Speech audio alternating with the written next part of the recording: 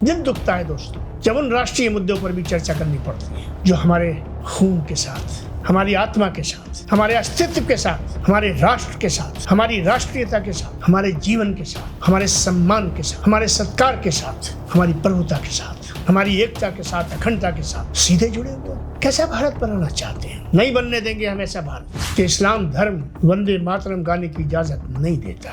1950 से, उससे पहले और बाद में, और हमेशा वंदे मातरम को सम्मान दिया है। सबने इसको राष्ट्रीय गीत माना है, इसमें कोई भी बात नहीं है। रचना और रचयिता का अंतर आपको मैं बता चुका।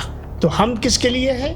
रचना के लिए नहीं है, रचयिता के लिए है, क्रिएशन के लिए नहीं है, क्रिएटर के लिए है, अल्लाह के लिए है, और उसके बाद प्रॉफिट मोहम्मद के लिए भी नहीं है। क्योंकि वंदे मातरम में वंदे आता है और वंदना अल्लाह के सिवा किसी की नहीं होती है। ये सब मानते हैं, मैं भी यही मानता हूँ, मेरा भी यही अकीदा है। प्यारे देशवासियों, भाइयों और बहनों, मैंने आपसे एक वादा किया है कि जब भी कोई ऐसी बात होगी जिससे मन विचलित हो, भ्रमित हो, मन में कोई प्रश्न खड़ा हो, और देश की दो सबसे बड़ी इकाइयों के बीच, यानी सनातन धर्म और इस्लाम के मानने वालों के बीच में कोई ऐसा विवाद या कोई वाद विवाद ऐसा पैदा हो जिस पर बात होनी चाहिए, जिस पर दायां बायां नहीं होना चाहिए, जिसमें एस्केपिज्म का, कॉन्स्पिरेसी थ्योरी का और ब्लेम गेम का रास्ता तलाश नहीं करना चाहिए, उसी वादे को निभाते हुए आज मैं आपसे चर्चा करने वाला हूँ वंदे मातरम पर।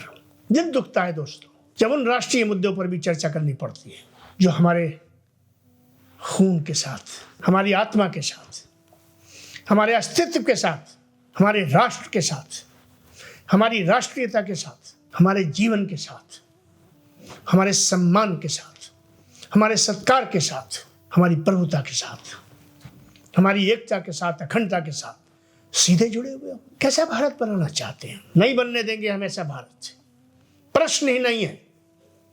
इस भारत से हम लड़ेंगे भी, जूझेंगे भी, और सच को सामने लाने का प्रयास ही नहीं करेंगे, सच बताएंगे भी। इसी कड़ी में दोस्तों, आप जानते हैं एक विषय चलता है और उस विषय को कोई हमारे कुछ लोग भी चलाते हैं। वंदे मातरम मुस्लिम समाज का एक वर्ग इसको अपना विषय बनाता है और उसका ये मानना है कि इस्लाम धर्म वंदे मातरम गाने की इजाज़त नहीं देता। मैं आज आपको ये पक्ष क्यों है, ये पक्ष बताऊंगा। मैं आपके सामने समाधान भी रखूंगा और रास्ता भी रखूंगा, और बहुत सीधी और सटीक बात आपके सामने रखने का प्रयास करता हूं। पहली बात, इस्लामिक पक्ष उस वर्ग का क्या है जो ये कहता है कि हम वंदे मातरम क्यों नहीं गाना चाहते, हम इसका सम्मान करते हैं, सम्मान पर कोई विवाद नहीं है। पूरे भारतवर्ष ने आज़ादी से पहले, आज़ादी के बाद, 1950 से, उससे पहले और बाद में, और हमेशा वंदे मातरम को सम्मान दिया है। सबने इसको राष्ट्रीय गीत माना है, इसमें कोई विवाद नहीं है। विवाद है इसके गाने पर। आपको एक बात बताना चाहता हूँ, कई वर्ष पहले जनगण मन को लेकर, जहाँ तक मुझे याद पड़ता है, केरला हाई कोर्ट में क्रिश्चियंस गए थे और उन्होंने कहा था कि हमारे फेथ की फंडामेंटल से नेशनल एंथम टकराता है, हम इसको गा नहीं सकते। तो फैसला हुआ था कि अगर आप silent, in respect and reverence खड़े हैं, सावधान की पोजीशन में, तो it is as good as if you are singing.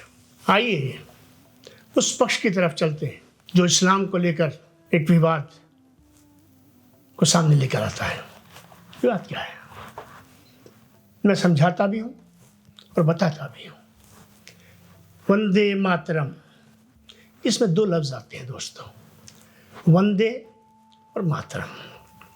मातरम का मतलब है मदर इंडिया, मादर वतन, भारत माता। भारत माता सनातन परंपरा में भारत माता देवी है, उनकी प्रतिमा है, वो पूजनीय है, उन पर माला चढ़ाई जाती है, उनके सामने झुका जाता है। ये परंपरा है हमारे सनातन समाज की। इस्लाम का क्या पक्ष है कि इस्लाम की बुनियाद एक ईश्वरवाद पर है, one single creator of this creation universe. इस पूरे ब्रह्मांड का रचनाकार कौन है, चित्रकार कौन है, इसका रचयिता कौन है? क्या एक है या बहुत सारे हैं? एक और केवल एक है, बाकी सब रचना है। आप इस लॉजिक को शायद समझ पाए कि रचनाकार और रचना दोनों बराबर कैसे हो सकती है। रचनाकार वहाँ है और रचना ये सब है। ये उसकी चित्रकारी है, उसका कमाल है। जो कुछ हम देख रहे हैं, इंसान से लेकर और वो सब कुछ जो इस धरती पे, धरती के नीचे, धरती के ऊपर, समुद्रों में, साहिलों में, मिट्टी के नीचे, सैकड़ों हजारों मीलों तक नीचे जो कुछ भी पाया जाता है वो रचना है। भारत की धरती रचना है, रचयिता नहीं है। ये इस्लामी पक्ष है। इसलिए इस्लाम का आधार ये है कि रचयिता की इबादत है, रचना का सम्मान है। ये बुनियादी बात है जो हमारे हिंदू भाइयों को समझने की जरूरत है। आपके यहाँ एक की पूजा नहीं है। मेरे को टिप्पणी नहीं है दोस्तों इस पर, मेरा अधिकार भी नहीं और मैं ये अधिकार लूंगा भी नहीं। मैं तहजीब के उस दायरे से बाहर चला जाऊंगा अगर मैं ये चर्चा करूं। फिर मुझे ये काम ही नहीं करना चाहिए। मैं सम्मान करना चाहता हूं आपका। मैं सिर्फ व्याख्या के लिए, समझाने के लिए ये बात रख रहा हूं। आपके यहाँ ईश्वर की, परमात्मा की, ब्रह्म की, भगवान की, देवी देवताओं की, अवतार की और सम्मानित लोगों के साथ लफ्ज यूज होता है वंदनीय। यानी वंदना एक की नहीं है, अनेक की है। इस्लामी पक्ष का है वंदना पैरेलल है हम्द के।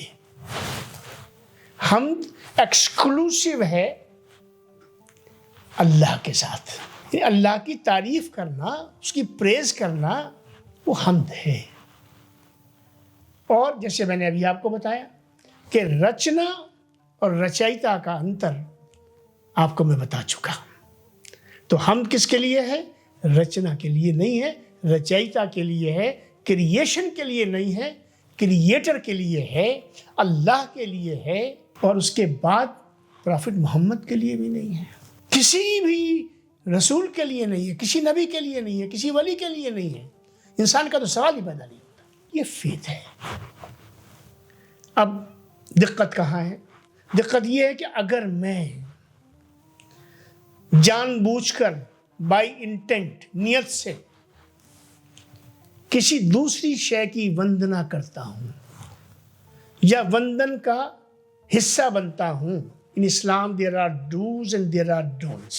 कुछ काम के करने की इजाजत है और कुछ कामों के न करने का आह्वान है। दोनों को मिलाकर और दोनों का पालन करके मैं मुसलमान बनता हूं। और जब जिन चीज़ों का मुझे मना किया गया है, जब मैं उस रास्ते पे जाता हूं तो मैं उस दायरे से ही बाहर चला जाता हूं। बस ये समझना है आपको। इसको कहते हैं शिर्क, मेकिंग पार्टनर्स विद गॉड। एक ईश्वर में नहीं, उसकी अनेक भाव में उसको मानना। Allah is one, there is no second Allah, there is no third Allah. क्योंकि वंदे मातरम में वंदे आता है और वंदना अल्लाह के सिवा किसी की नहीं होती है। ये सब मानते हैं, मैं भी यही मानता हूँ, मेरा भी यही अकीदा है। और इस अकीदे के अलावा, इस फेथ के अलावा दूसरा कोई अकीदा हो भी नहीं सकता है। As long as I am a practising Muslim, as long as I am a believer in Islam. समाधान क्या है? समाधान बहुत सीधा है। आज़ादी से पहले मौलाना आज़ाद, मुख्तार अहमद अंसारी, रफ़ी अहमद ख़िदवाई, हकीम अजमल ख़ान, अली बरादरान, इस्लाम के स्कॉलर्स उन जलसों में, जुलूसों में, उन कार्यक्रमों में, उन प्रोग्रामों में, उन तहरीकों में शामिल होते थे जिनमें वंदे मातरम गाया जाता था। किसी ने ऑब्जेक्शन नहीं किया। अंत में एक बात कहना चाहता हूँ, ऐसा नहीं है कि हम हर वक्त इस्लाम को हर चीज़ में बीच में ले आते हैं। ऐसा नहीं है। बहुत सी बातें हैं जिसकी हमें हमारा धर्म इजाज़त देता है, हमारा दीन इजाज़त देता है, मगर हमने उसको कभी कंट्रोवर्सी नहीं बनाया। गौ हत्या, मैं मुस्लिम शासकों की बात नहीं करता, मैं 1947 के बाद के भारत की बात करता हूं। हिंदुस्तान में कभी भी हमने एज ए कम्युनिटी, हमारे किसी भी सेक्शन और सेगमेंट ने ये नहीं कहा कि गाय हमारे लिए हलाल है, इसकी हमें इजाजत दी जाए। जबकि कई सेक्शंस को इसकी इजाजत है। हम सम्मान करते हैं अपने भारतीय सनातन समाज का और आपके साथ खड़े हैं। कभी नहीं इस प्रश्न उठाएंगे। धर्म इजाजत देता है मगर नहीं, धर्म ही कहता है सम्मान करो। इसी तरह से 3 तलाक पे जजमेंट आया सुप्रीम कोर्ट का। मैं अपने सनातन समाज के भाइयों और बहनों को बताना चाहता हूं, इस देश में 90% प्लस लोग हनफी स्कूल ऑफ थॉट को मानते हैं, जिसमें तलाक बिदअत जायज है। 90%। हमारे सुप्रीम कोर्ट ने एक फैसला लिया, पूरे समाज ने स्वीकार कर लिया उसको। आज कोई उसके विरोध में जाता है तो सजा पाता है, समाज बीच में नहीं आता। और भी कई उदाहरण मैं आपको दे सकता हूं। इसलिए भ्रमित मत होइएगा। जो यहाँ की संस्कृति हमारी और जो हमारी व्यवस्था हम सबको एक दूसरे के सम्मान का अधिकार देती है, उसी अधिकार का हम भी सम्मान करते हैं। बहुत बहुत धन्यवाद।